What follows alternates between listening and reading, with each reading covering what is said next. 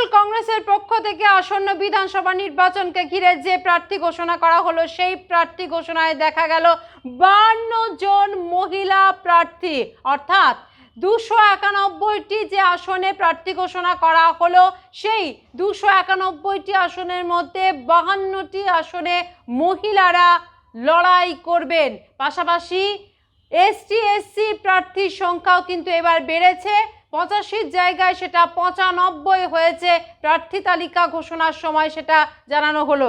এছাড়াও সংখ্যালঘু প্রার্থী হচ্ছে 47 জন, 31 বছরের নিচে প্রার্থী হচ্ছেন 4 জন, 31 থেকে 40 বছরের মধ্যে বয়স এরকম প্রার্থীর সংখ্যা হচ্ছে 38 জন এবং 31% প্রার্থীর বয়স হচ্ছে এই তালিকায় 41 থেকে 50।